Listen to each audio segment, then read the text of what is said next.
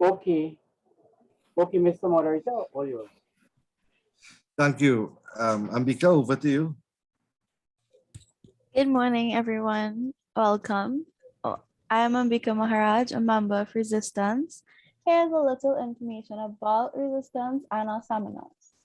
Resistance is a forum, a voice, and a vehicle for exploring societal issues and offering a view of the building of the human conscious to engage in critical thoughts about those things or phenomena that fundamentally impact our being and for which some pay little attention. We will raise and promote discussion of issues that others will not address. Our seminars are meant to be interactive, but we do not accept ownership or necessarily agree with all the views and opinions being shared by our presenters and guests. We accept no liability for any views, opinions, comments made by participants. We ask that the presenters and guests refrain from using obscene language, terms or words that promote racism and bigotry.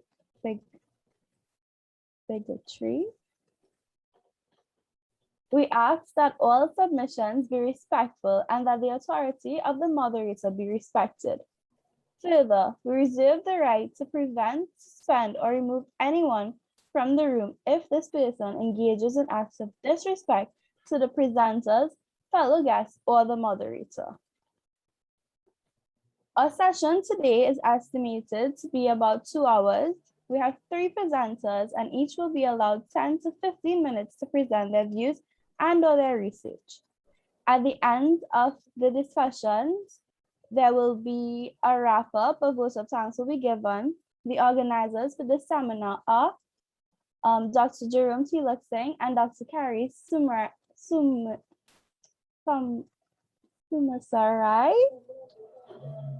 They were coordinators, our host and technical facilitator and timekeeper, Mr. Edison Huasi, our assistants, Fiola St. Bernard, Akila Holder, and Aliyah Juma.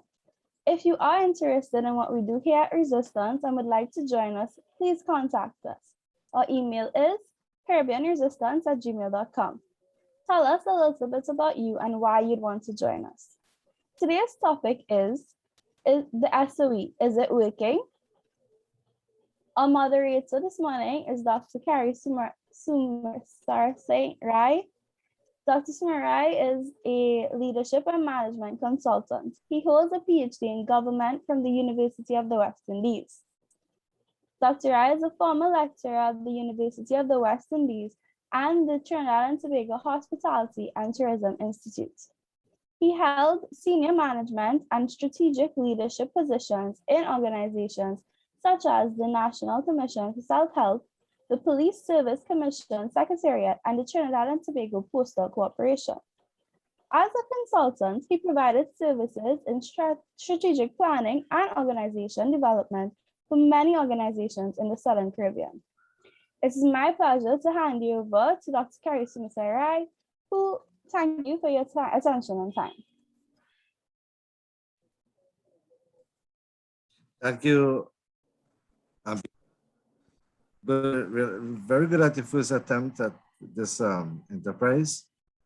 All right, so I want to introduce our first presenter this morning, and he is Mr. Vashish Maharaj. He's an attorney at law in private practice for about 26 years, operating from offices in Port of Spain. May I add that Vashish is from Tunapuna. He was called to the bar in September 1994. He was a former elections officer of the UNC between 2005 to 2009 and former chairman of the Regulated Industries Commission. Ladies and gentlemen, I present to you Mr. Vashish Maharaj. Thank you very much, Mr. Chairman. May I begin by wishing all R&R. No, it's not what you all wish or think. It stands for Reflective Republic Day. May I congratulate my host on both the holding of this event and the choice of topics on this Republic Day. That is the state of emergency working? In order to properly address this phrase, may I propose two changes. My first proposal is that the question should be amended to include the word public. On suggesting this change, I realize that it causes some further difficulty. If public is placed before the word state, then the question read, is the public state of emergency working? If the word is placed before emergency, then the question reads, is the state of public emergency working? I therefore withdraw my proposed amendment at this time, and I would proceed on the question as laid, warning that the word public is not gone and would from time to time reoccur in my presentation. The second proposal is that in order to properly analyze the question as laid, we must accept an invitation to address the wider issue of the purpose and function of a declaration of a state of emergency. It is convenient to state that certain declaratory powers are given to the president by the Republican Constitution. One of these powers is contained in Section 8 of the Republican Constitution to declare a state of public emergency. It is convenient. The power in the Republic Constitution given to the president is similar to that given in the independent Constitution of 1962 to the Governor General. This was not a constitutional power that the Governor General always enjoyed. However, many of you may not be aware that the first written constitution of Trinidad and Tobago is by an order in council dated the 31st of March 1950. This constitution closely followed the granting of universal adult suffrage in this country. It is important to note that there is no provision equivalent to Section 8 in this Constitution of 1950. Between 1950 and 1960, important international events caused a major change in the constitutional structure granted to former British colonies. In the context of our constitutional evolution, this was amplified by certain domestic events occurring in the Legislative Council during the corresponding period. The British realized that they were giving by independent legislative authority to a majority in societies where the wealth were concentrated in the hands of the few of their people who, because of their large investments, could not leave. So the British included a Bill of Rights into the Constitution for the protection of the property class in the newly independent societies. During the same period, election results in our country under universal adult suffrage in 1950 and 1956 respectively demonstrated a power shift that was occurring in the society that saw the greatest fear of the property class in this society being manifest. The property class being aware that the so-called rights granted for their protection could be a hindrance, had built into the constitutional mechanisms provisions to suspend these Bill of Rights. They put in 3 triggers for the suspension of the Bill of Rights in Section 4 and Section 5 of the Constitution. The wording and structure of these triggers are important to my presentation, so please allow me to read them in their entirety. Section 8, subsection 1 says, subject to the section, for the purposes of this chapter, the president may from time to time make a proclamation declaring that a state of public emergency exists. I return to my earlier proposal. It is not a state of emergency, but a state of public emergency. I continue. Subsection 2. a proclamation made by the president under subsection 1 shall not be effective unless it contains a declaration that the president is satisfied A, that a public emergency has arisen as a result of the imminence of a state of war between Trinidad and Tobago and a foreign country. B, that public emergency has arisen as a result of the occurrence of an earthquake, hurricane, flood, fire, outbreak of pestilence or infectious disease or any other calamity with similar of the foregoing or not. Or C, that the action has been taken or is eminently threatened by any person of such a nature and so extensive a scale as to be likely to endanger the public safety or to deprive the community or any substantial portion of the community of supplies or services essential to life. I pause. I have taken you through this to make one important point. The power to declare a state of emergency, as has been done in this instance, is sandwiched between two powers that speaks about the state being under a threat. A speaks about the threat being emanating from a foreign state. C speaks about the threat being of emanating from internal insurrection. It is that context in which I submit B, which is the one in question, was invoked in this case, the threshold of the requirement of the severity of the threat must be gleaned and understood. I therefore, having read that, make 3 suggestions. The threshold that must be reached before a state of public emergency is declared is the same for all the triggers. This is obvious from the sequencing of the triggers and B being sandwiched between war and internal insurrection. 2, that the sudden nature of the occurrence of the trigger is obvious from the grouping of the events of 2 and B that are required.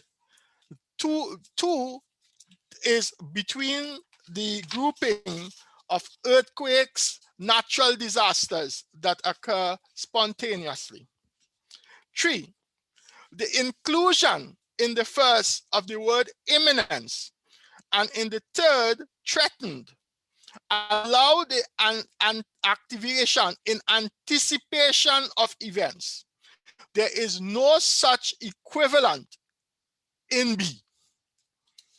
I therefore submit that the outbreak spoken of in B must be active for the trigger to be activated. The activation of these triggers brings into consideration a proclamation made under section 8, subsection 1. It is important, while this section does not say it expressly, I submit that a declaration made by the Honorable, His Excellency, Her Excellency, the President under 8.1 is made not within her personal discretion, but rather on advice of Cabinet.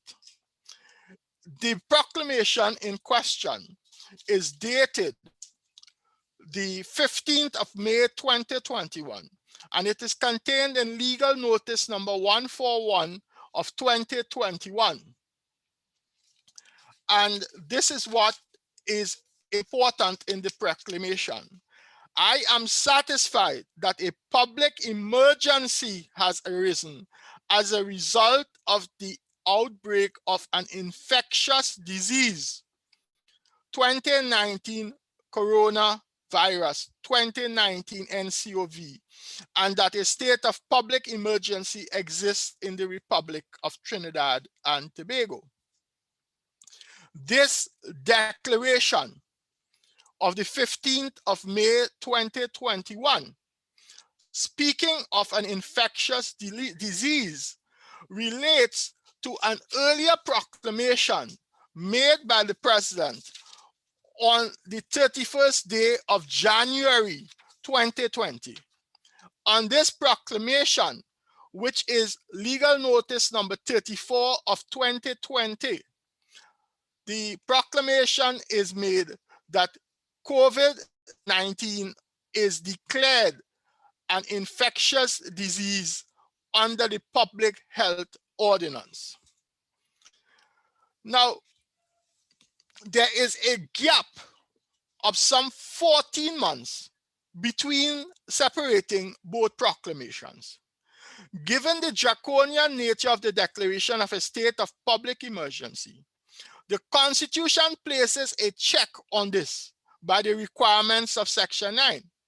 The procedure following the proclamation as spelled out in paragraph 8 of the Constitution, there is a process for checking abuse of presidential power. And it is 3 stages. 1, following the declaration, within 3 days, the Speaker has to be provided with a statement setting out the grounds for the declaration. 2, the declaration can be extended for maximum of 6 months and 3 months at a time by a simple majority. Any further extensions of the state of emergency has to be by a 3/5 majority of both houses. I simply use this, I will return to this timeline later on in my brief submissions. Returning to directly address the question, the state of emergency, is it working? May I now be allowed to include the word public before the word state? So the question now reads, the state of public emergency, is it working? That question now speaks to 2 different interpretations. 1, the pathetic state of the economic and social life as it exists, and 2, the proclamation of Her Excellency.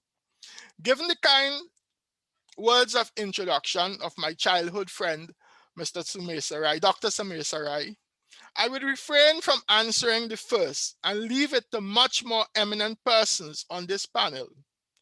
I would attempt to answer the second, that is, the proclamation of Her Majesty, Her Excellency.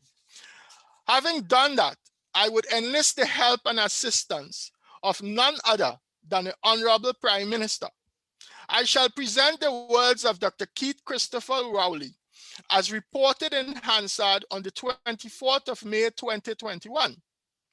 The motion before the House of Representatives was the extension of the state of public emergency. I quote from page 35, where the Prime Minister seeks to justify the locking of the borders. And this is what he says, and I quote, "In a very short space of time, Madam Speaker, by March, we were in a situation to have to close our borders because knowing that the virus was going to come into our population from somewhere and that we could not protect ourselves in a physical way by putting up barriers and screens and whatever, or telling people not to come and so, what we had to do, Madam Speaker, was to close our borders to reduce, if not eliminate, but reduce at any rate, or the incidents at which the virus would enter our population if international traffic was not curbed and managed. And what it was, Madam Speaker, brought about the border closure. Were we managing the entry into our population as a person who were not on the outside at the time, we took that decision." My point being, Ashish, yes? could I just, sorry. Your time is up. However, I want to give you a few more minutes. Yes, So- I just would like Thank to you. deal with 2 more quotes and wrap up from there. Yeah, please proceed. So, Thank sure. you. So the first justification failed us because with the closure of the borders, as the Prime Minister suggests, we still have all the variants coming in. And we know that what he was speaking about here was the closure of the legal borders.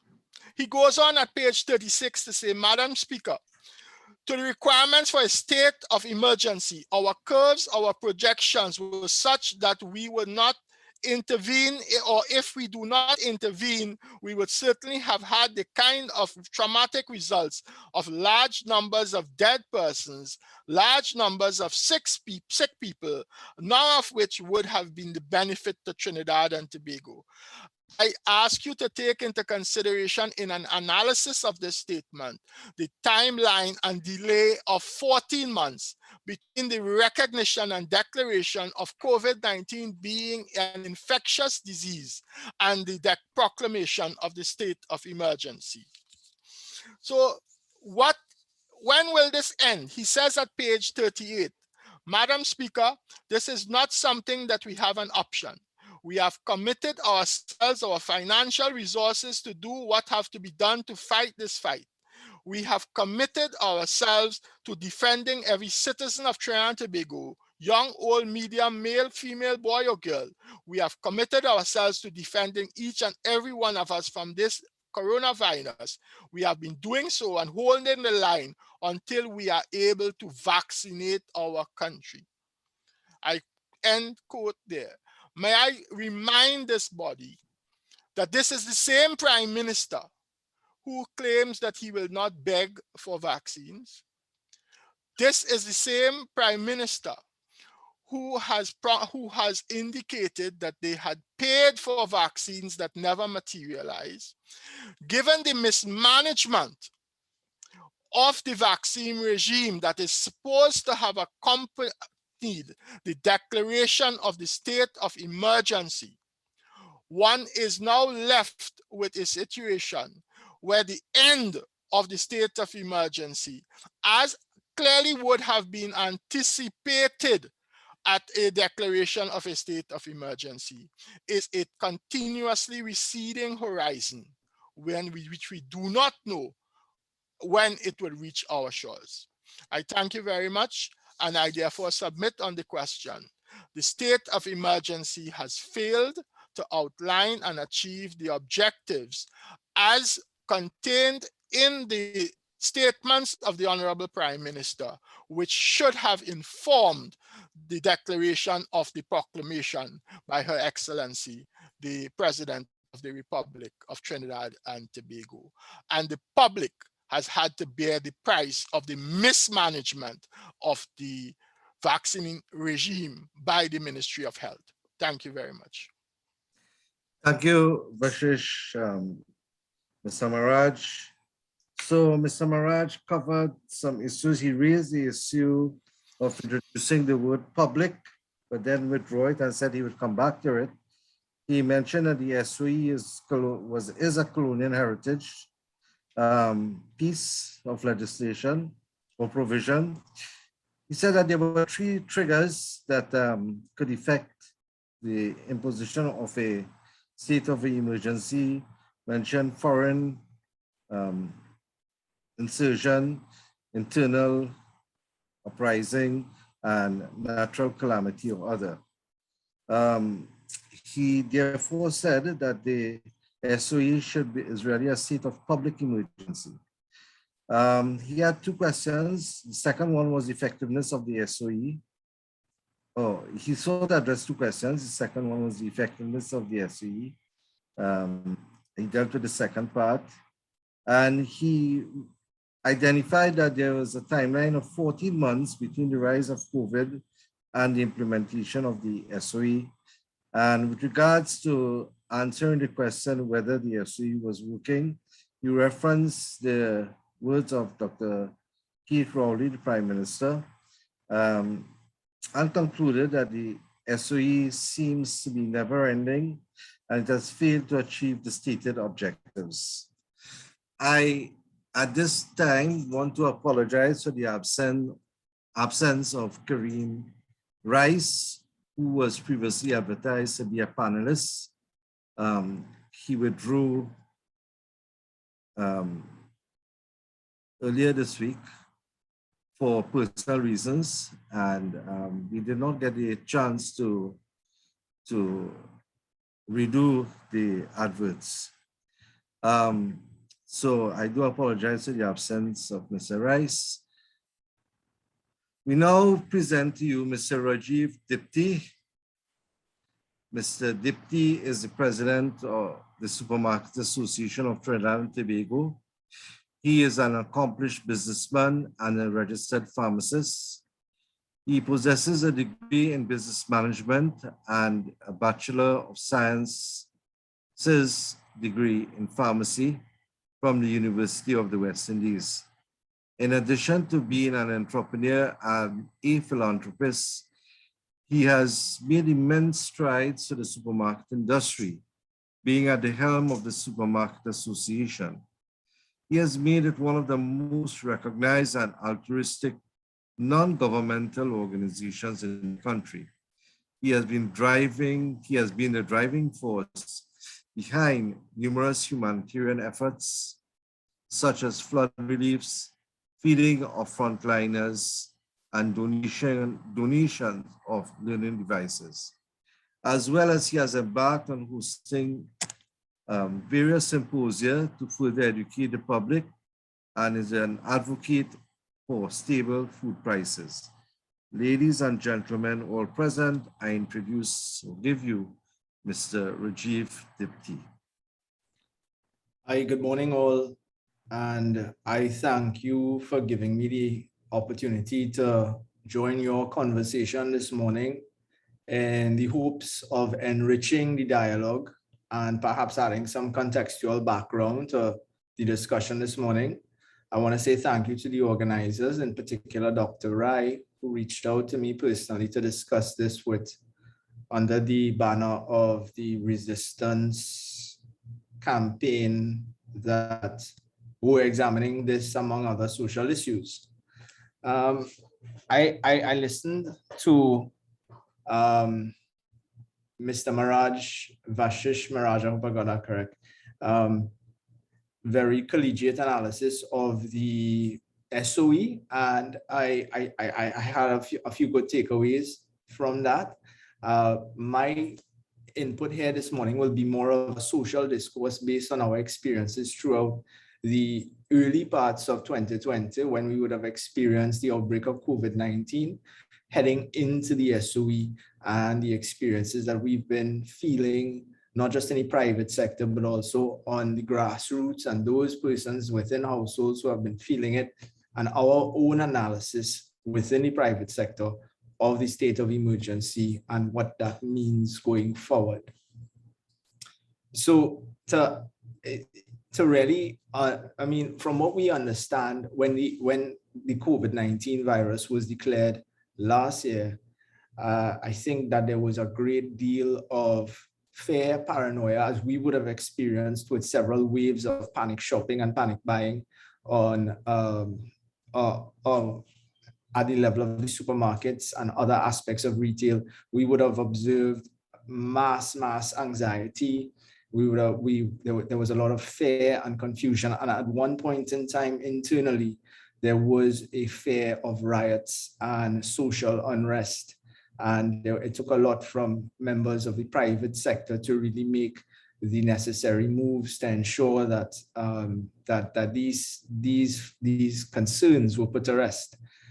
From our side, when we continue to see it began first with I don't want to use the word, maybe distinction between what was essential businesses and non-essential businesses, and the first initial attempts to limit the movement of persons, because those were the big red flags that were being identified in the early aspects of COVID, with the social distancing.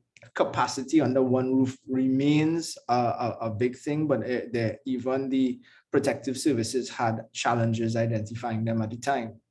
When it became a month, 2 months, and the SOE was actually declared, this raised a lot of concerns, because when these things happen, what we want to see from a social point of view, on a social perspective, is a responsibility of the government to offset the loss of provisions, be it via loss of revenue, loss of income, loss of earnings that affect households, especially households that contain multi-breadwinner families, and now they're their earnings and revenues have been cut in half.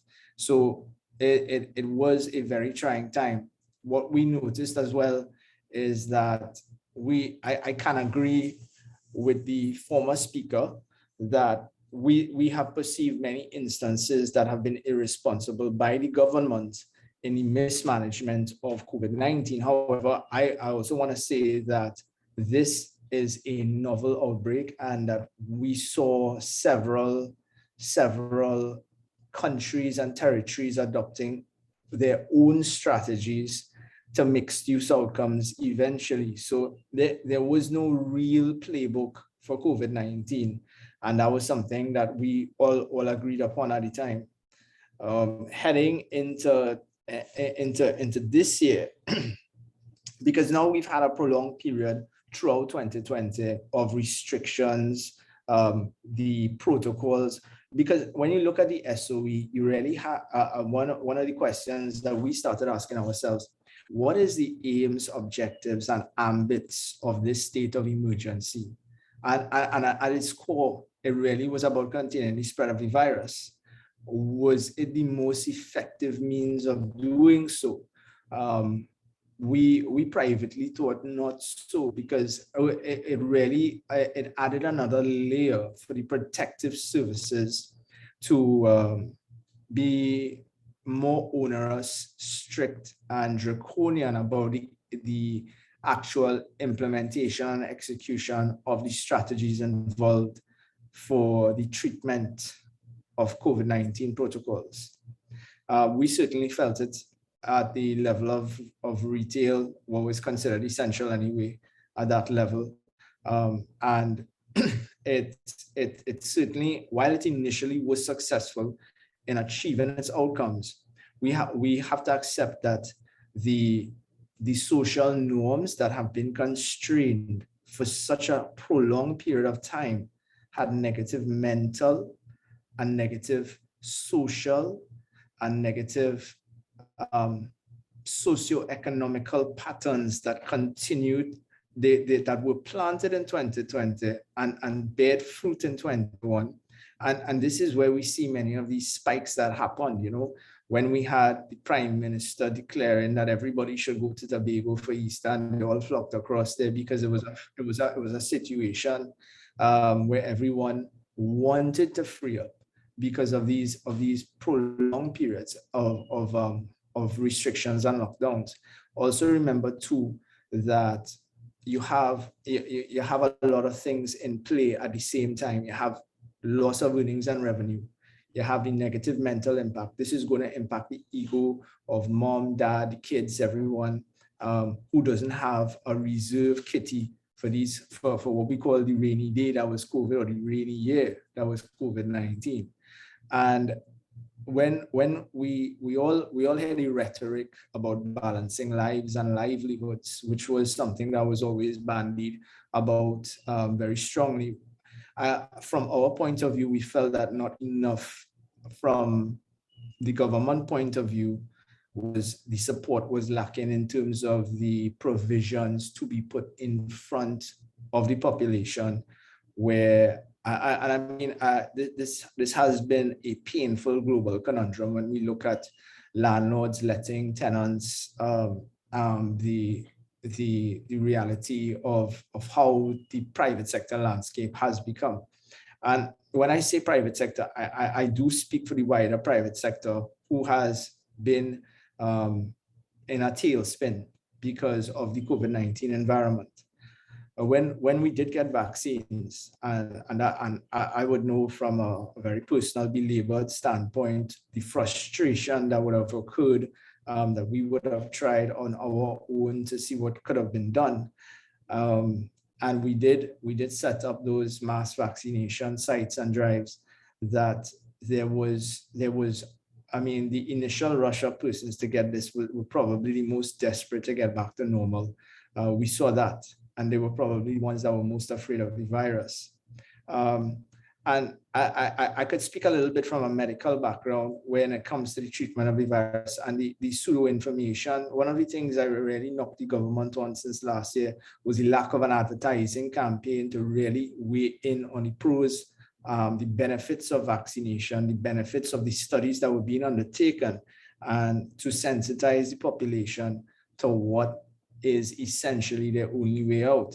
And that campaign started too late this year, and it's very regrettable, because we'll be in a situation by the end of November where we'll have a batch of Pfizer vaccines that will have no choice but to go off to the islands, because they will not, there's not enough of an uptake. We are crawling towards 600,000 fully vaccinated in the coming weeks, and that is something else.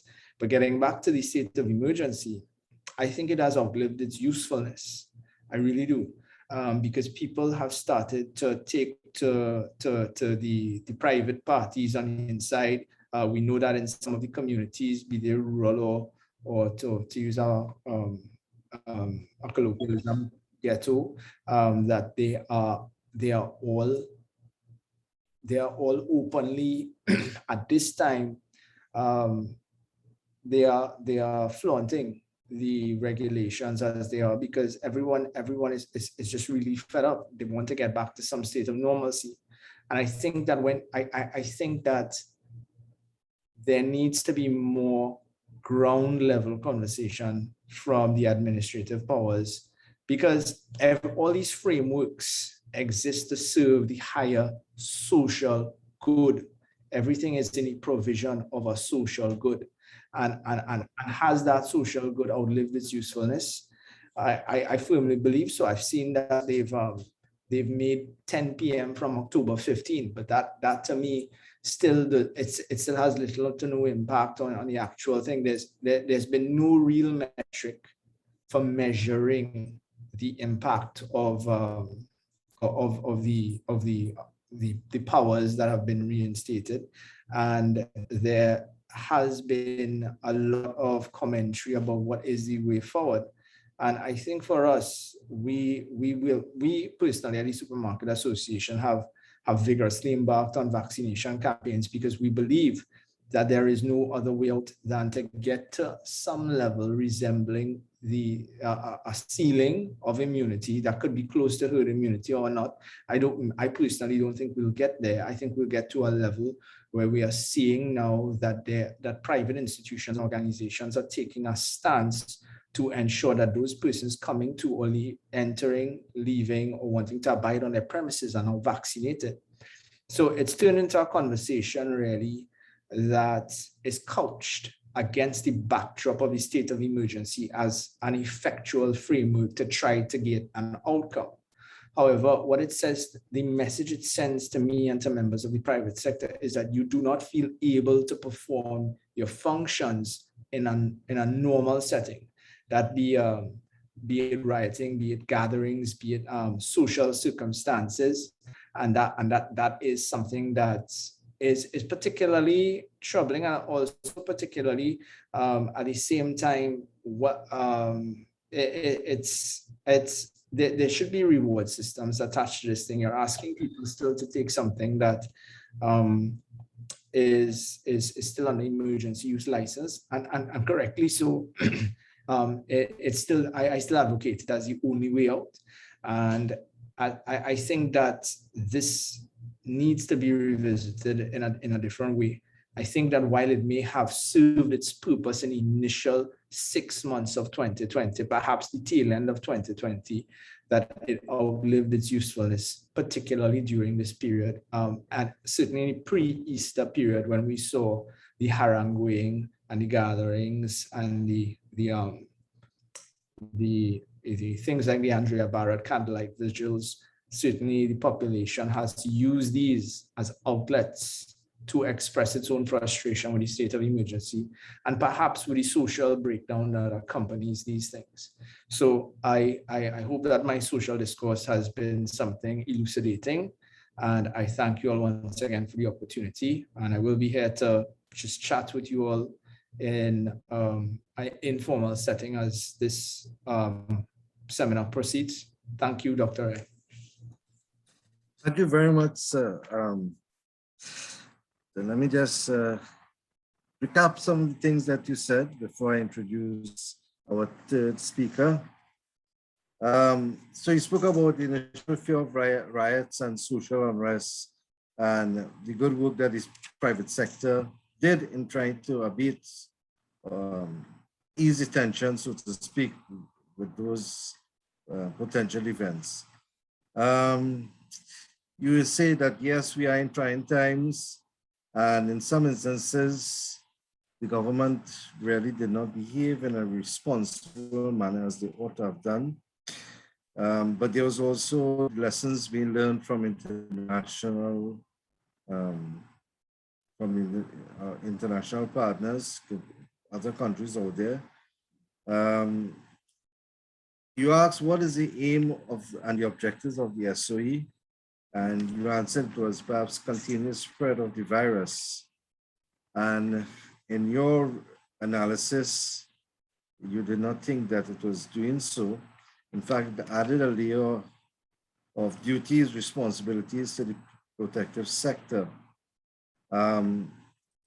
in managing, if I could use that term, overseeing the social norm constraints.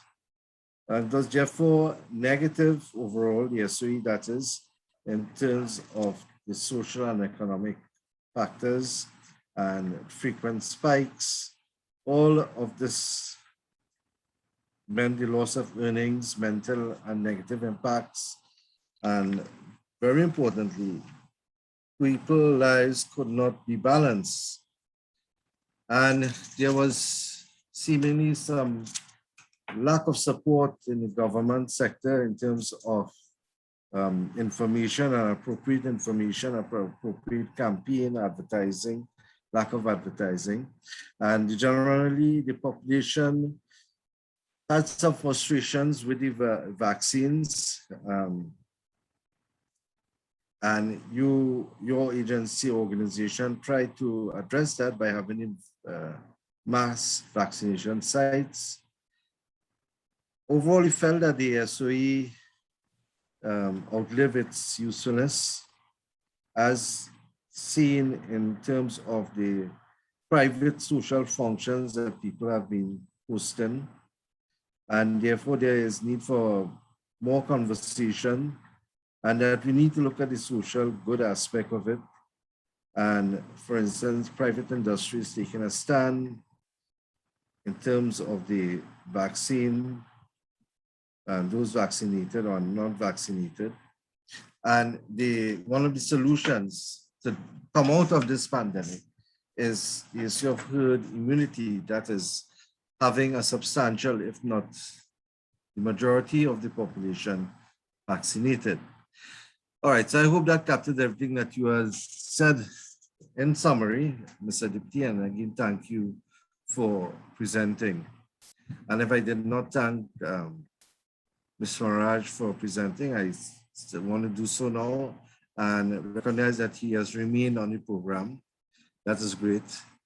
So I now introduce Joseph Remy.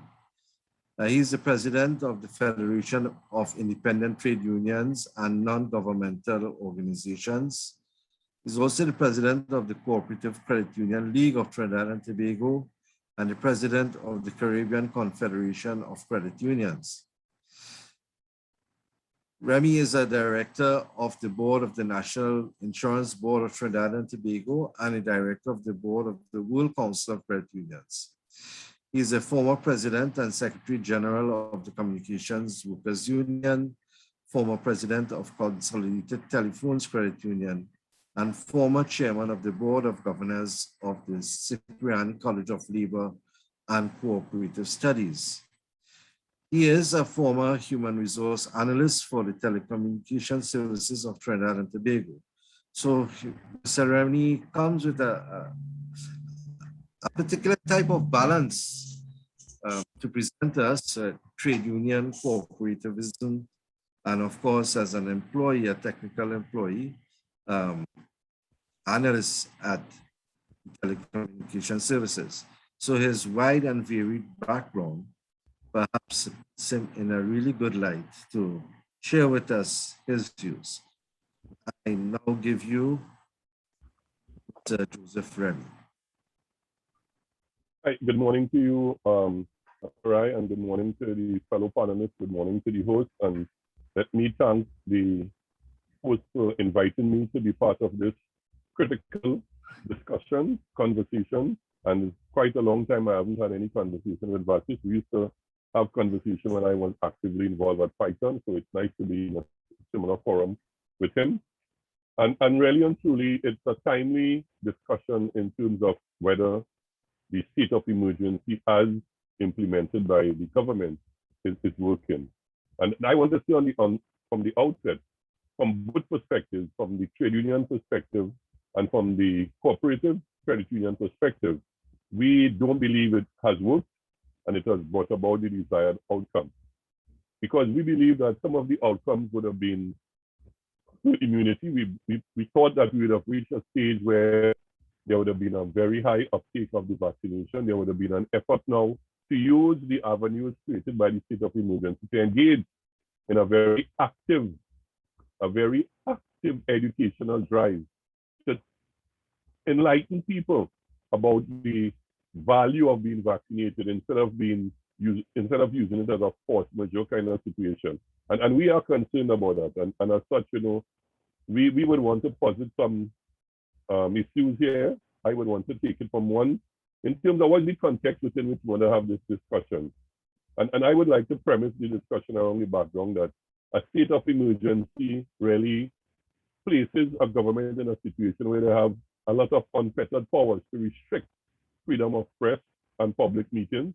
We have seen that happen in Trinidad and Tobago.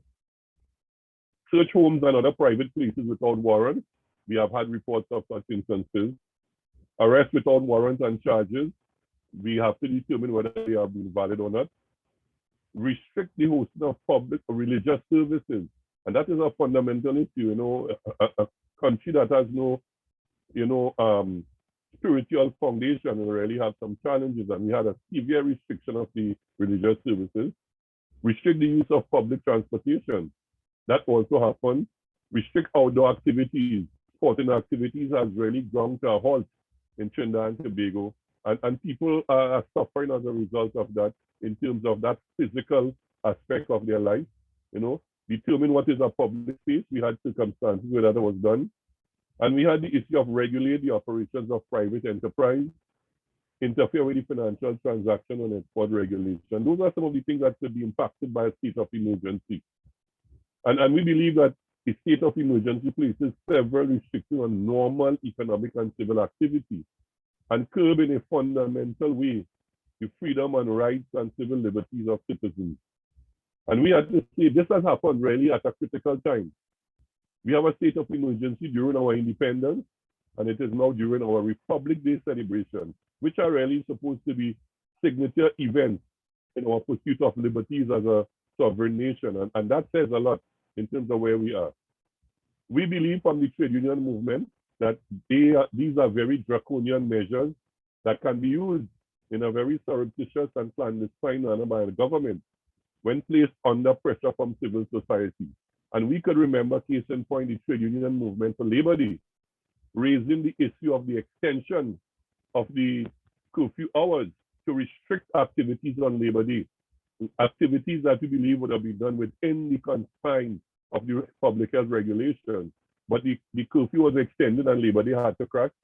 And we see recently when the trade union movement announced their public activity for Freedom Day, which was the 1st of September, which was the day immediately after the first 3-month activity for the state of emergency was supposed to come to an end. We saw an extension of the state of emergency. So you could really sometimes say that those things are done to restrict civil liberties where people will raise issues against the government for some of the issues that they are placed on the table. And as such, some of these measures have impacted the labor market in a very fundamental way. And we believe that during a period like this, we have been hearing issues of privatization of some state enterprises.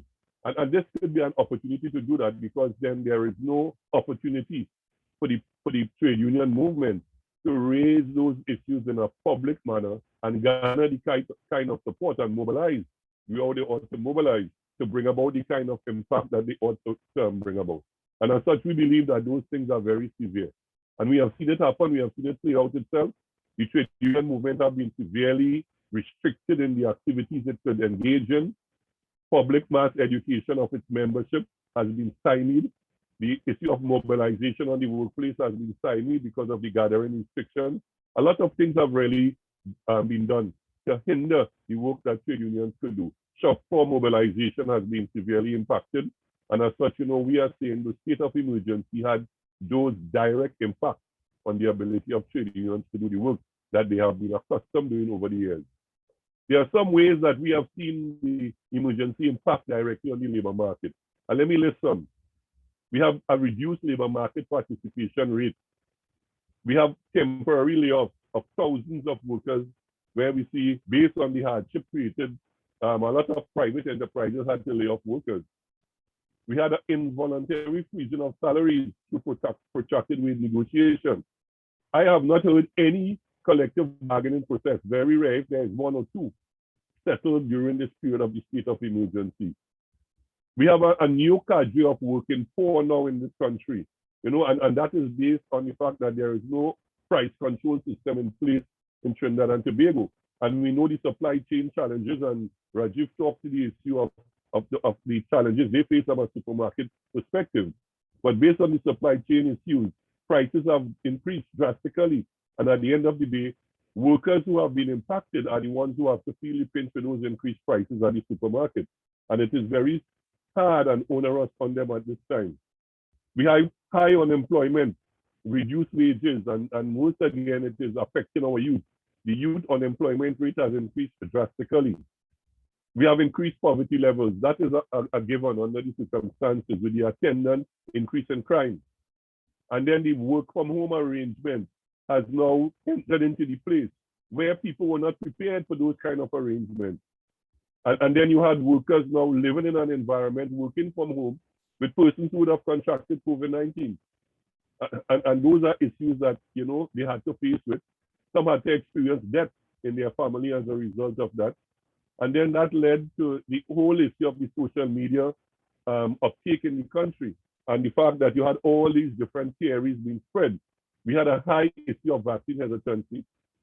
And then we also saw people being reluctant because of the way how the news were changing on a daily basis in terms of what really and truly were the benefits of the vaccine. And we think that if that was done through a proper education campaign, we would have had better results.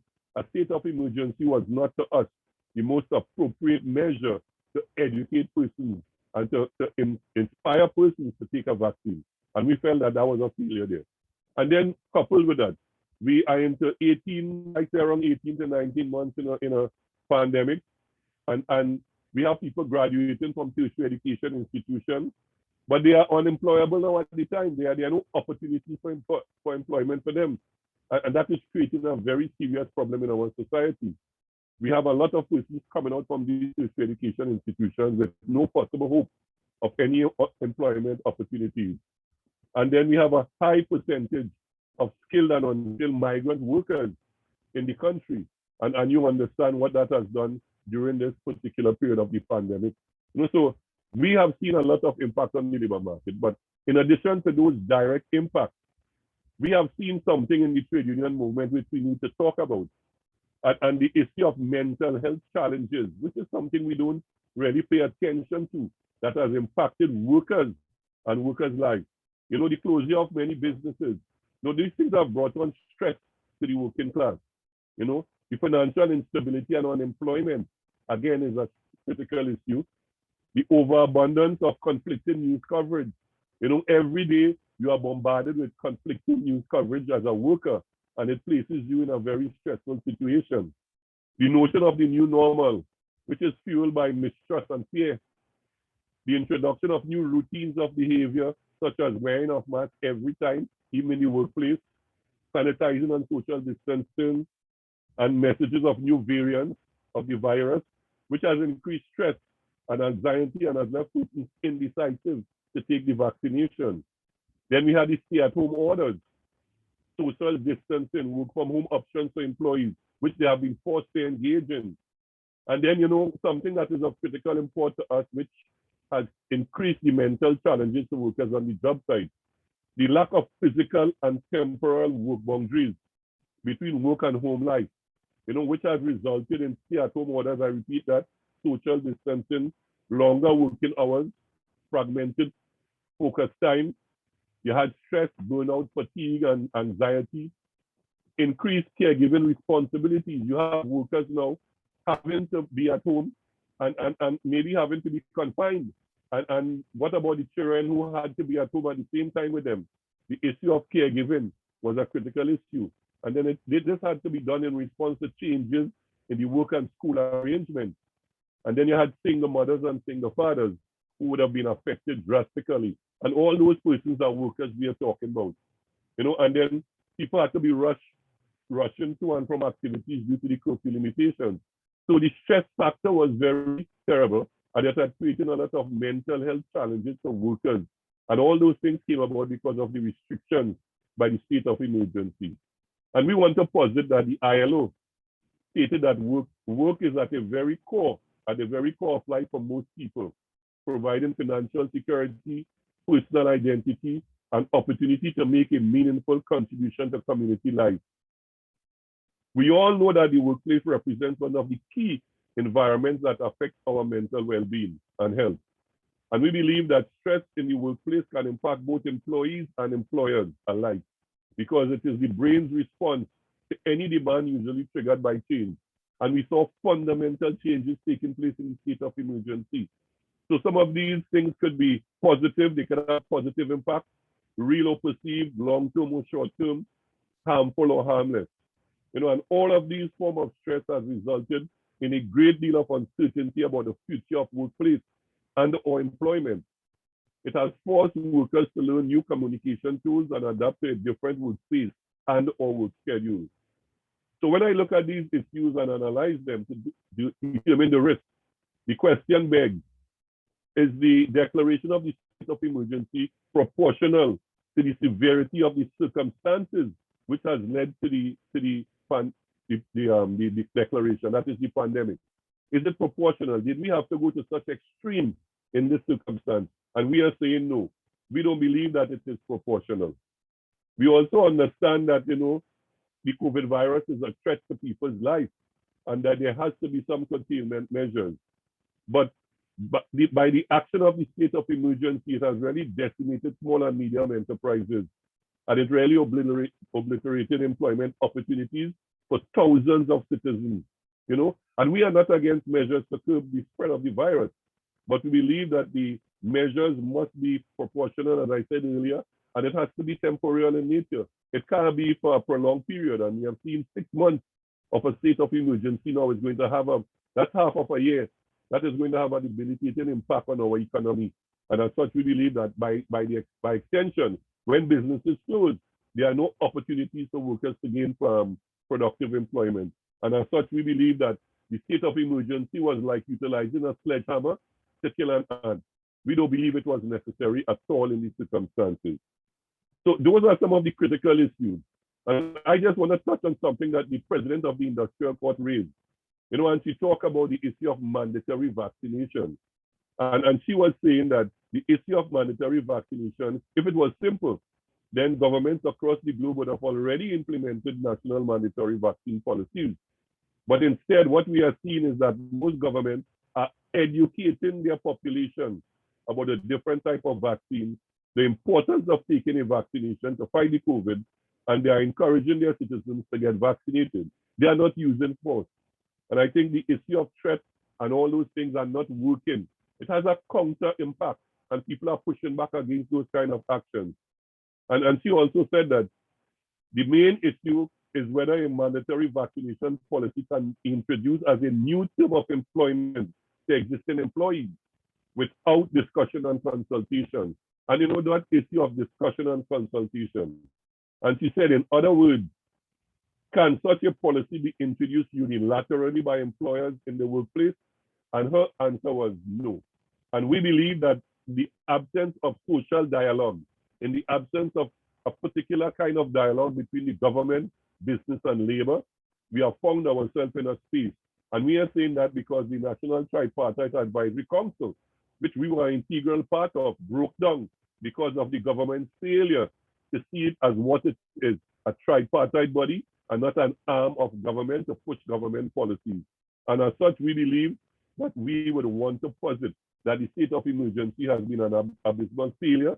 It has not brought about any the resultant impact. We don't have a high take-up of vaccines.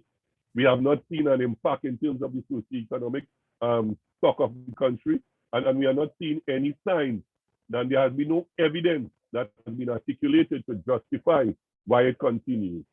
And in closing, let me just say from the credit union perspective, we have a lot of large credit unions who are threatened in terms of how do they stage their annual general meetings to continue that democratic process because of the restrictions of large gatherings. To do those things virtually, like a credit union like Eastern, with maybe 60 and 70 and 80,000 members, it is going to be difficult. And we believe that it has impacted both the trade union movement and the credit union movement in a fundamental way.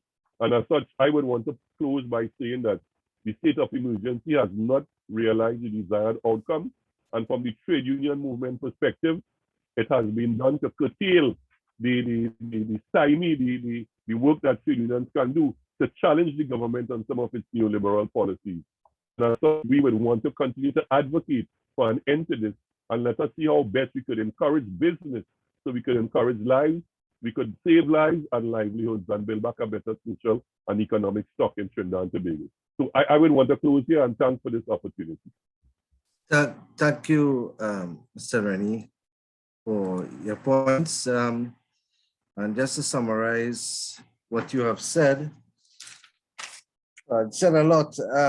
Basically, you started off saying that it does not work, and it concluded with the same position. You said that there was not high enough uptake of vaccines. You had hoped for some type of mass vaccination, but instead of that, we have a force majeure situation with the SOE being implemented with unfettered powers to search homes, arrest people without warrants. There has been the restriction of religious services for public transport and general increase in the suffering of people who have to be restricted from using public space and the overall restrictions in the normal social activities. The workers have to work from home. They had postponement of the Labor Day celebrations impacted. Generally, there has been a negative impact on the labor market, collective bargaining, and so on. And the creation of a new working poor, the loss of jobs and the general downturn in the economy, all of this is negative. Increasing financial woes, both for the workers and employers. New variants have added new stress and fears of the impact of the vaccinations and thus impacted on the rate of vaccination. The work from home issue has become a new issue, well, a significant issue, and it's something that we have not really paid attention to in terms of the increase in stress, longer working hours, children themselves are not home, and you noted the ILO statement on work. Overall, the new adaptation is very risky and is an overall risk, and that the SOE is not proportional to the severity of the circumstances. The small and medium enterprises sector has been decimated, resulting in increased unemployment. You mentioned that you have a couple thousand graduates coming out of university, and not a couple, a few thousand, and secondary schools, and there are no jobs, so it gets even harder for them, more increase in frustration. So overall, there has been a very negative impact on the economy. You noted the submission of the chairman of the industrial court on the issue of vaccination and the impact on the credit union movement, both from an income and inability to function effectively. I could tell you, doing some work with the supermarket and the food sector. Food prices have increased. There is no concern for short supply, especially as Christmas, Diwali and Christmas coming around the corner. What we are seeing is more irritated customers, and inevitably you have more irritated employees. You have generally more conflicts between customers and employees because the supermarkets for a while was seen as a place of outing to get away from home. Complaints of people having to live a less healthy lifestyle, too much eating, less movement.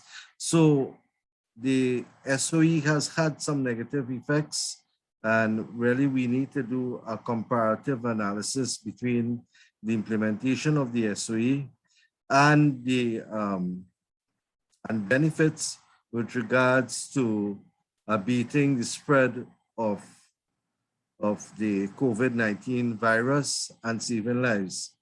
All right, so I'm going to open the floor now to members of the audience to ask your questions, and for our panelists to answer them. Therefore, it's for the audience to engage the panelists. We want to do so in a very sane and structured way. So please raise your hand using the little icon to the bottom page of your screen. You'll see reactions. If you click on the bottom page, you'll see reactions. Under reactions, you would see some little emojis, and then you have to the bottom that you'll have raise your hand. So please raise your hand. While someone is speaking or a panelist is presenting, and you have a question and you don't want to forget it, please feel free to type it up in the chat, and we will take it up as time permits. So we have roughly about hour, it's 11:09, say 50 minutes to discuss. So I now open the floor. I see Akila. Hi, good morning, everyone. Happy Republic Day. But I don't have a question per se, but just a quick contribution. Continuing on what Mr. Remy would have said, as a university graduate, especially, that's definitely something I could have agreed on, looking for jobs, because during my entire time at UWI, there were a lot of jobs. I have been employed part-time for the majority of my time at UWI.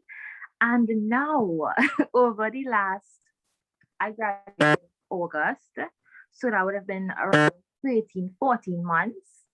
It has been a struggle. And one thing I realized is that I have a help loan, and I think the government did not put things in place, especially for the youths that would be coming into the sector, because it's tens of thousands of youths that would have been graduating from UWI, and we still have help loans to pay. I called the bank. I'm trying to organize to get a moratorium period. Apparently, there is not one in place for help loans specifically. So I was like, what are we supposed to do now? We are expected to pay our loans. We can't tell the bank that we are not going to pay the loans. We are just home. So I definitely agree that, especially on the labor market and on youths that are coming up, it's not something we can't just leave these 1 or 2 years of life just wasting away. We have things to do. And I agree with the take that the state of emergency right now, it is no longer justified. That's my take. Thank you, Akila.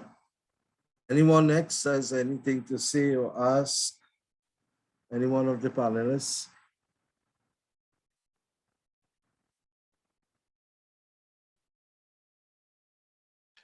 Yeah, Kerry, Yes. I'm not too good on the technology, so I had to No problem. comment Go this. ahead. And could I publicly say I really appreciate, and I think Joseph hit it on the head when he spoke about the social dialogue. I want to bring into perspective the flip side of the social dialogue. What we have seen in the management of this pandemic is talking down to people, dictating to the population with information that does not have a ring of truth to it. And that is where we get into the problem. I wanted to respond to Mr. Dipty on 3 points. He says there is no playbook for COVID, and that is a commonly held sentiment in this society. There is no playbook for COVID. But we have had SARS, we have had MERS, we have had H1N1. Have we used our experiences and technologies and technical people that were involved in those things to respond to COVID? And the answer is no. I also want to ask, why have we not dealt with the question of food and immunity? We know fresh orange juice, fresh fruits and vegetables helps your immune system, yet there has been an avoidance in this time of COVID of encouraging the cultivation of fresh fruits and vegetables and the consumption of fresh fruits and vegetables by our society. Finally, Mr. Dipty raised the question, how does state of emergency stop this virus from spreading? Well, the state of emergency stops the virus from spreading by stopping people from circulating. And how do you do that and develop herd immunity? How do you herd immunity presumes that people are going to contract the disease and develop immunity, right? You cannot, I think it's a contradiction in terms to speak about herd immunity emerging from a virus regime, from giving the virus thing. Finally, Joseph Rami spoke about the abuses that emanate. And I want to bring to his attention one grave abuse in the society that has gone unspoken of, and which has no scientific justification, has no justification whatsoever. As a Hindu, the stopping of open fire cremation by this government is an abuse that has gone unspoken, unrecognized, and there is absolutely no justification for it in science. There is no justification for it. Why do you allow cremations to continue in crematoriums in this country and do not allow open fire cremations to continue in this society? Thank you very much. I'll listen. Yeah, you know, really some really salient points. I want to give your fellow panelists a chance to Sure, thank you. I weigh in. So, Brother Dipty, Mr. Dipty, would you like to? Sure. Brother, the tea works for me. You know, when I was working on the jingle with my good friend Chris Garcia, we ran it that way because we were trying to you know, cajole the uptake, so to speak. Vashish, if you don't mind, I'll call you Vashish. I want to take. I would much prefer the Vashish. When you say Mr. Maraj, I think my father will come into. You know, the same way when they call me Mr. Dipty, so I think I'm senior. So yeah, and Vashish, great. So I'll start backward with the last question first, and if I recall correctly, do correct me. The last question is the use of the SOE to establish a herd immunity via virus regime. Just tell me if I got it. Yeah. Basically, that's right. So I wanna bring this SOE into context, right? Because I think for a majority of the population, many of them would not have known about an SOE prior to 2011 when it was activated under the then administration. Now, I think one of the things, and I wanted to say this because, and I think the moderator perhaps took it out of context when I said it. The aims and objectives of the state of emergency, as we understood it at the time when it was a very fluid situation, is that it was all about the restriction of movement.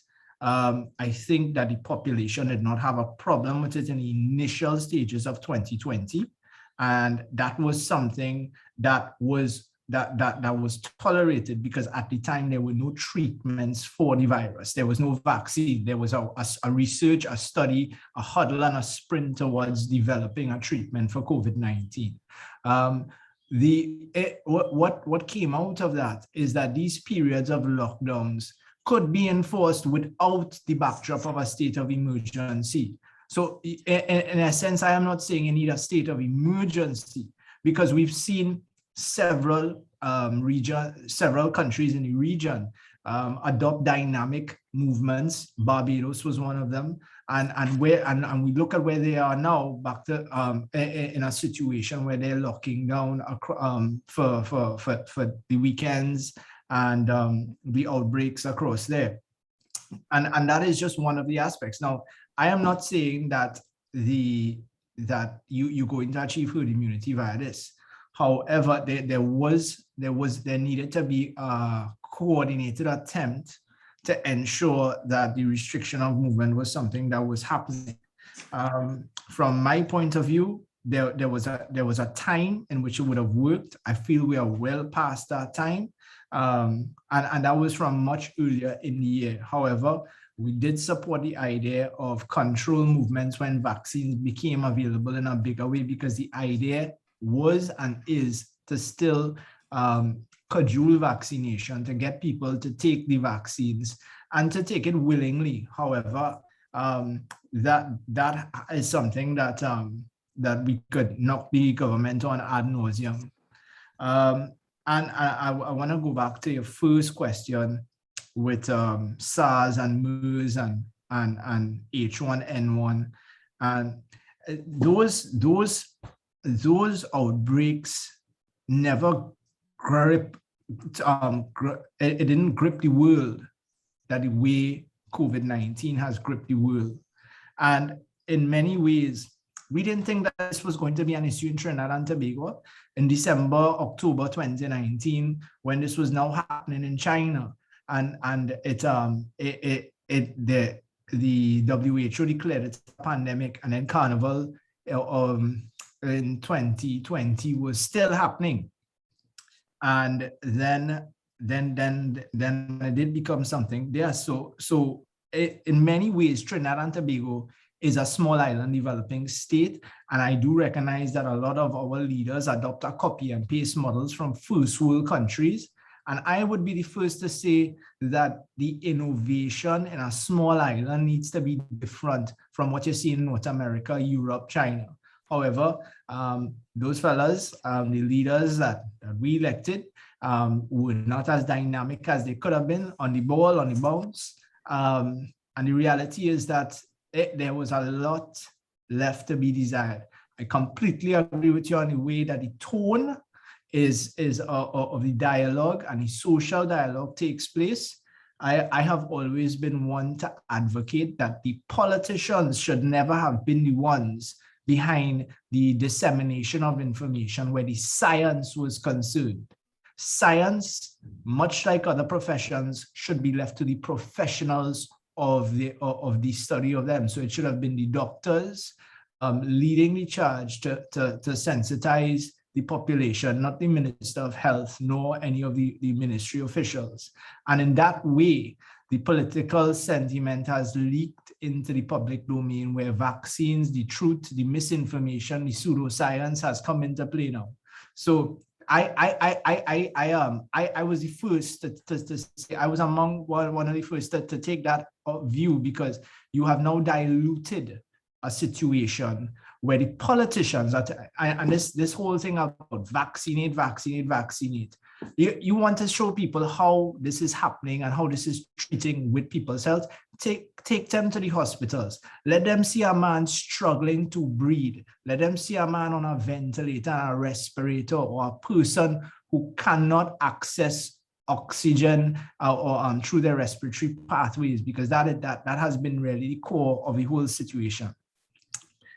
With the consumption of fruits and vegetables, I am guided by the science, and I gather that there is quite a lot of nutritional content on a whole, that could work on several of the comorbidities that people have, that being hypertension, diabetes, all the NCDs that people tend to suffer with.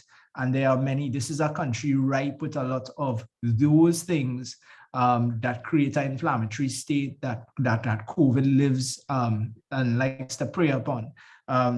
We are a country that we try our very best, but we have a very fast food culture, and I don't mean it in a fast food traditional sense. We just want food in our fast way, and we're not really too concerned about the nutritional content of what we are consuming. Again, consumers being consumers, we don't tell them what to eat, because consumers, by their trends and demands, how we've worked with several stakeholder organizations like Diabetes Association, Dr. Tilak Dari and his group. It have quite a few, but there's only so much you can do and so much we've tried. But everything that we have tried has to be backed by the science, because we work with the facts, and that's the way we see it. I hope that answered some of your questions. Thank you, Mr. Dipti. Mr. Remy, there was one question from Vashish. Abuse of society. He commented that on the fact that there were severe restrictions on the open fire cremations and so on.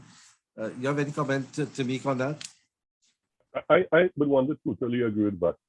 I would have heard the comments that were made by those persons from the Hindu religion. And we are asking the question, you are seeing, and he's right, if we try to establish some level of equity in the society, and we talk about what social justice is all about, then when it appears that there is discriminatory practices being exercised by the regulations being imposed without the ability to publicly challenge them in any forceful way, then you ask the question whether those things are deliberate. I would hope it is not.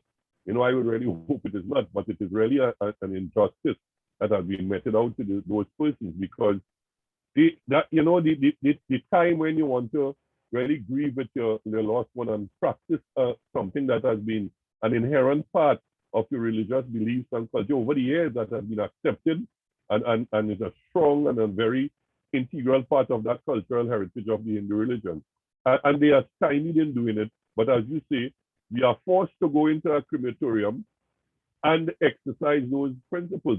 I had an experience in this particular COVID-19 situation where a brother of mine passed and we had to be forced to go into a crematorium.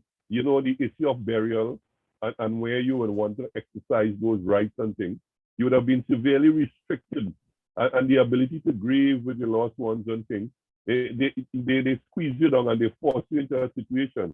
And the only people who are financially and economically benefiting from these things are the owners of the funeral homes. They are the ones who are really reaping the benefits, and it has now reached a point where it is an open competition. I saw where we were trying to get our brother body into a particular funeral home, and it was held by the person who the state appointed to hold the body. And those are the kind of things that we had to experience during the pandemic, and you're restricted in the things that you could do and you could challenge. And I totally agree with them. And I think it's something that they should engage the wider national community and garner as much support as possible and make it a public issue.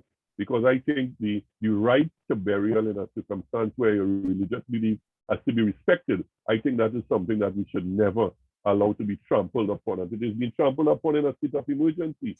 And that is why I say the unfettered powers that a government gets under a state of emergency is something that is very scary. And it could be used in a very clandestine manner. And I am convinced it has been used in a very surreptitious way, quietly in the background, without any public fanfare, but they are squeezing and gradually choking away some of your rights and liberties. And that is a dangerous practice in a democratic society. So that is my take on it. And the young lady, I really empathize with her because I understand. And that is a major issue we were raised in. We believe, yes, we are into a virus, a pandemic situation. We have a virus we have to manage. But we have had this virus with us since March 2020. And what have been the learnings? And then if you take what Vasha said, we had other viruses in the past. We have a lot of professionals in the society now. Are we listening to them? Are we really listening to them? And are we taking their advice, or are we taking it and pushing it in a political narrative to achieve a political end? I am sometimes convinced that when the politicians take over the press conference, they lean the thing away from the science into political manipulation, because at the end of the day, when the high praises are being sung, they beat their chest. But when it's time to take responsibility, it is easy to start relying on the science, implying in that is that the scientists and the experts are the ones who are giving me advice. I am totally against that, and they are setting up the experts to be the fall guys in this particular circumstance. And I think we will continue to talk out against that from the trade union movement, because those are things that are really not really sitting well with the wider national community. Thank you. Fiola, you wanted to ask a question or say something? Oh no, I was just agreeing with a statement that was being made. Sorry. All right. I see we have Ved Siriram with us. Ved, welcome. Yes, thank you.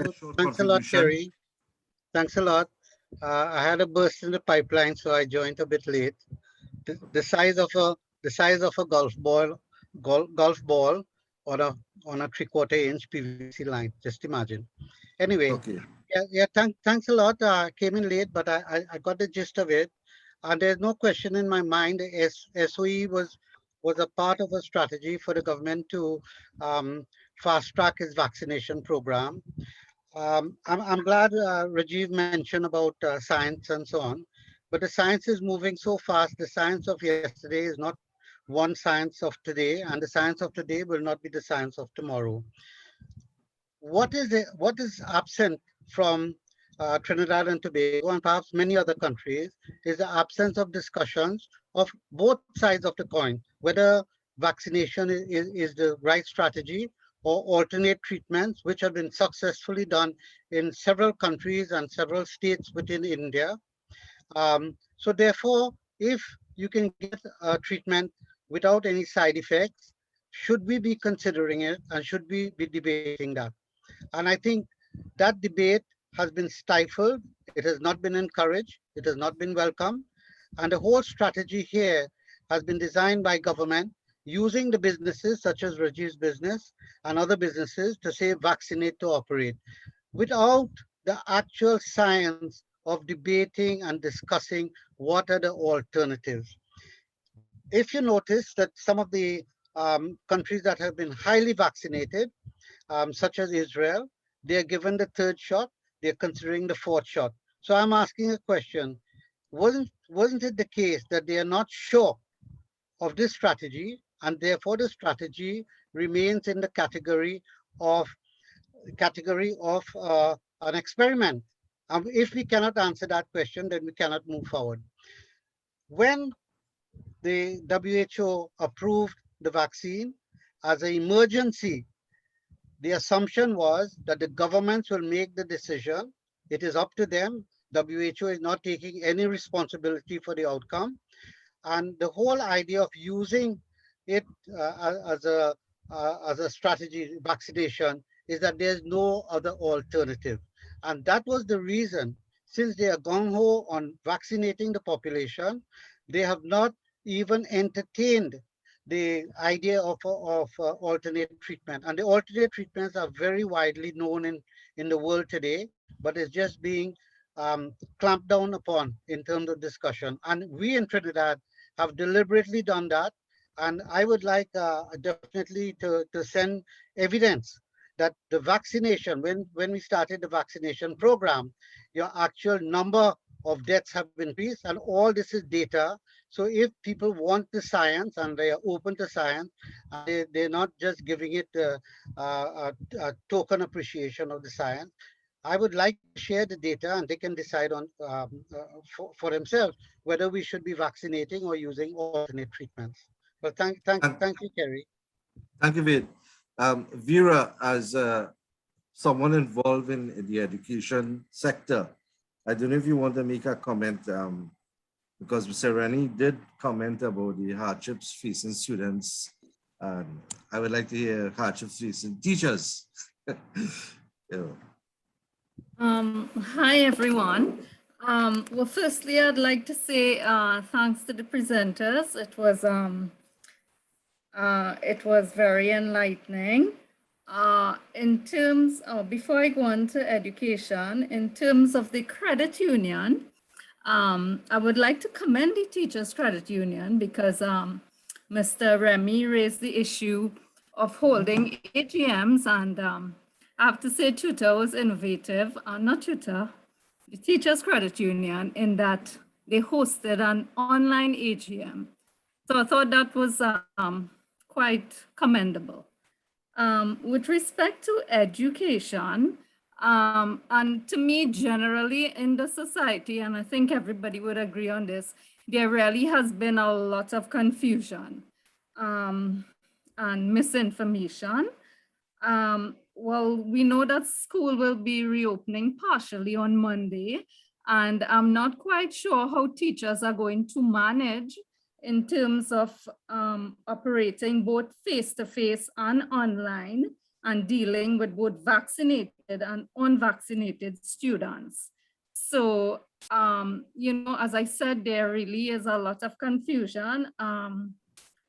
Mr. Dipty raised the issue about setting the tone at the top, and I think that is extremely important. In terms of the vaccination, I mean, like for me personally, I got vaccinated very early, between June and July of this year. And it was incumbent on me to go and do that research. And I think Rajiv raised the issue of, you know, seeing people who are under COVID medication in terms of the respirators and so forth. You saw some foreign videos and that is kind of what prompted me. I wanted to avoid that risk. So, you know, in terms of the way going forward, definitely I think there's need for education on all fronts of the vaccination in terms of building immunity, because it's kind of sad to know that we'll have to be going forward and constantly subjecting our body to boosters, for which the implications, you know, we really don't know fully as yet. For example, recently there's a big issue about its impact on women's menstrual cycle. So there are so many unknowns, but I want to thank you, Carrie, for inviting me to the forum and for conducting this kind of dialogue. As the presenters indicated, we really do need much more of this. And I think we need the heads of, in terms of our governance structures, to hear more of what the people has to say. I follow some of the arguments on Facebook, and I am amazed. People are so disgruntled, and you pick up a lot of you know, uneasiness and dissatisfaction. And today's Republic Day, 45 years or 45th anniversary. And it's really sad to say that even as a small island developing state, you know, we are in such disarray. Yeah, so I'll just close on that point. All right, I want to throw out a question. Thank you very much, Vera. Thank you, Vid. Young adults, we have some young adults in the audience. We have persons in the audience, hopefully who have young children or not so young children, teenagers and so on. We would like to hear from you. What has it been like being at home if you're a student over the past 2 years? So almost going into 2 years. And for the parents of children who are attending school,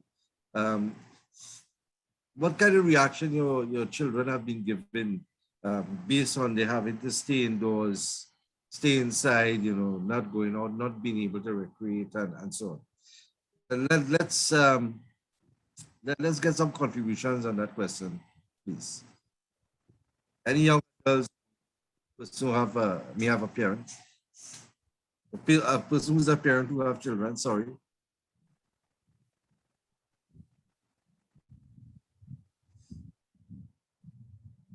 No one? No kids on this end. Anybody have kids? Emmanuel, China Mama? Sorry.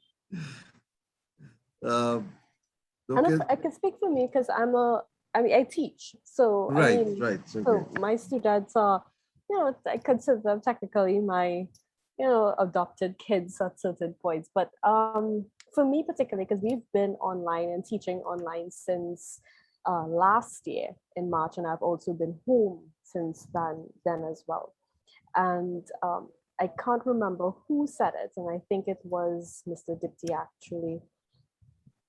It does get really frustrating, and you do get quite a little antsy being home constantly, and it does begin to mess with you mentally as well, because you're just seeing these four walls, you're working from home. And what I found happening was when you work from home, you work becomes your 24/7 or your 12 hours a day, because you do more than, and you put a lot more work into it, and you slowly forget that you also need to wind down and relax.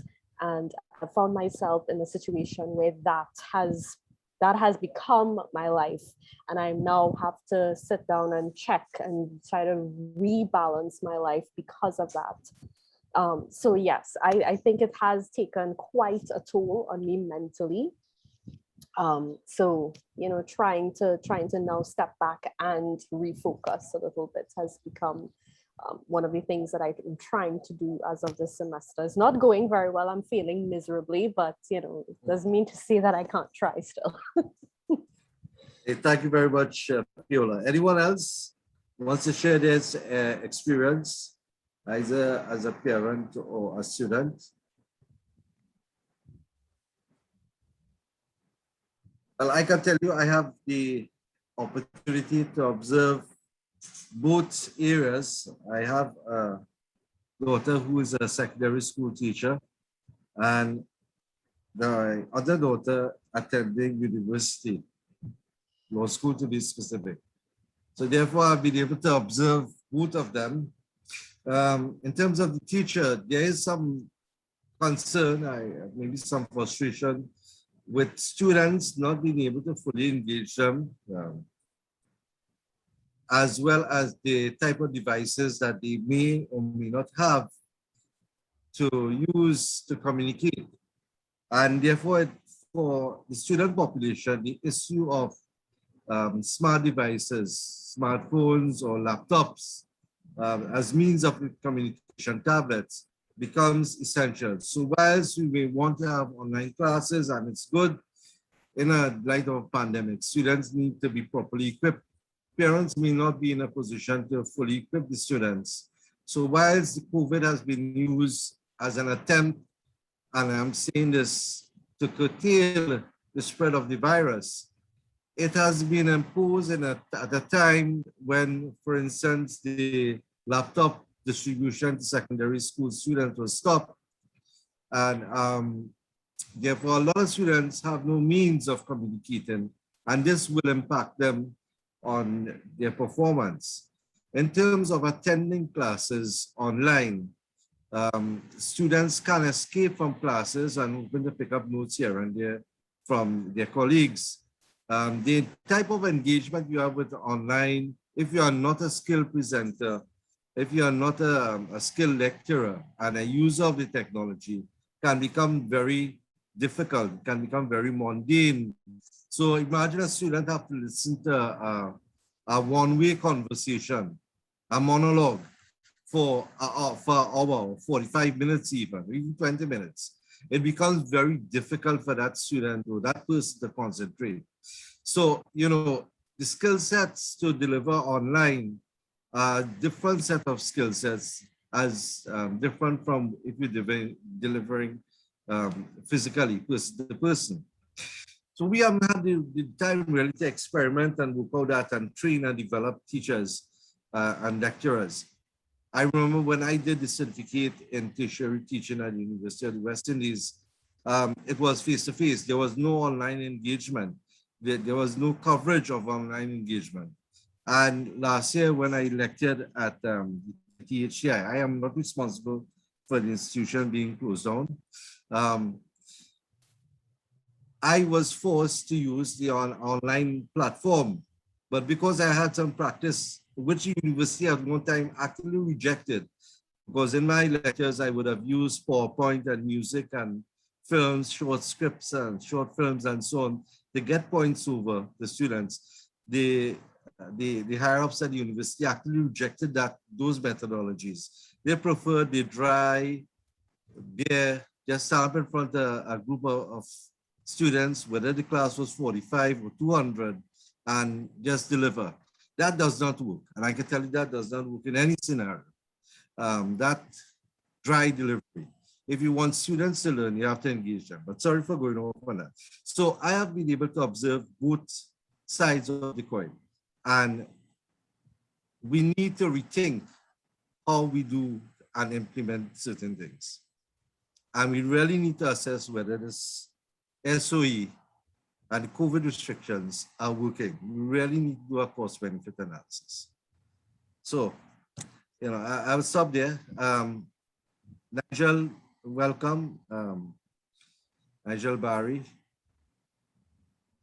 Is there anyone that wants to make a brief contribution, or should we move to close off the session? It's 11:43.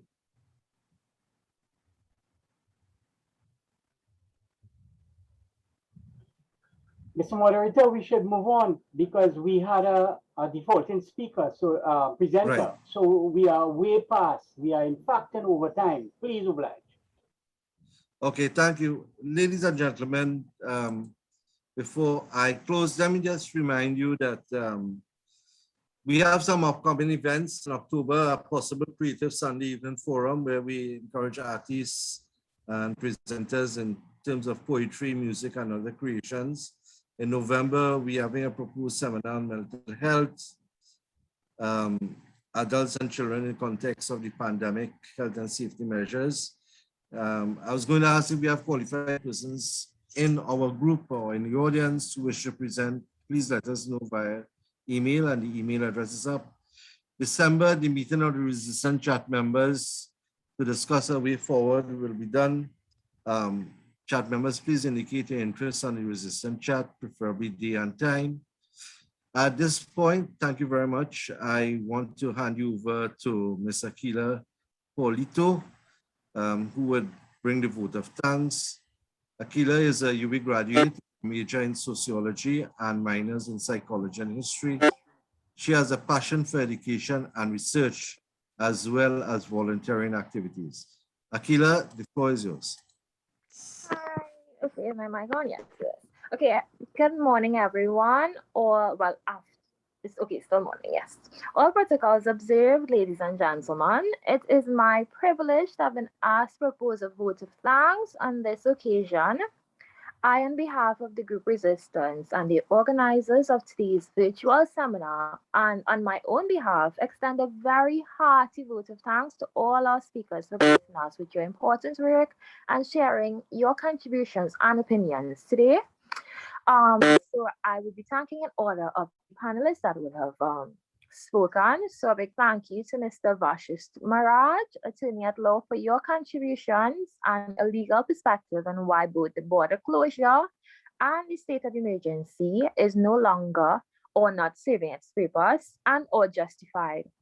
Ms. Maraj presented us with his view that it should not have taken 14 months to impose the state of emergency, and his conclusion that the state of emergency is no longer serving its purpose and the public is suffering the consequences of the government's mismanagement. Furthermore, I must mention our deep sense of appreciation to Mr. Rajiv Dipti, pharmacist and the president of the Supermarkets Association, for his contribution in relation to the social impact of the state of emergency.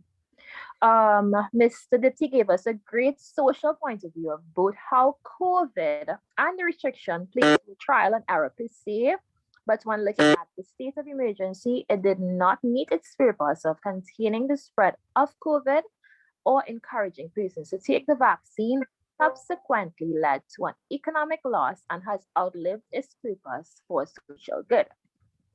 Finally, I must express gratitude to Mr. Joseph Remy, trade unionist and chair of the Independent Trade Unionists, for giving an excellent contribution, especially when it comes to the working class and labor markets and how the state of emergency would have affected them. From a trade unionist point of view, the state of emergency served to restrict the mobilization and work of the trade unions. Mr. Remy saw that the purpose of the state of emergency should have been herd immunity and educational campaigns on why to take the vaccine, and he was of the view that this was not done. On the other hand, we saw loads of negative effects on the society and labor market. We saw prolonged period of business closure, layoffs, increased prices, high employment, and vaccine hesitancy. I especially liked his point that the state of emergency, the phrase that he used was basically using a sledgehammer to kill an ant. So in closing, I thank everyone for their contribution. I thoroughly enjoyed taking this 2 hours off on the holiday to come out and listen to all your contribution. Additionally, I would like to extend sincere thanks to our organizing team. Without you, today would not have been such a great success. So thank you to Ms. Ambika Maraj for the welcoming introduction. Dr. Jerome Tilak Singh, we thank you for sourcing such esteemed presenters. To Mr. Edison Halasi for being our host, technical facilitator, and timekeeper. Ms. Aliyah Juman, responsible for promotions. Our assistants, Ms. Fayula St. Bernard and Ms. Akila Holder. And of course, great thanks goes out to our moderator for today. Finally, to our wonderful audience who have logged in, including those that came late or had to depart, thank you, and we look forward to seeing you again in any other seminars or activities we have going on. From Resistance, I am Akila Portio. Thank you, everyone, for coming out, and have a great Republic Day. That's it for me.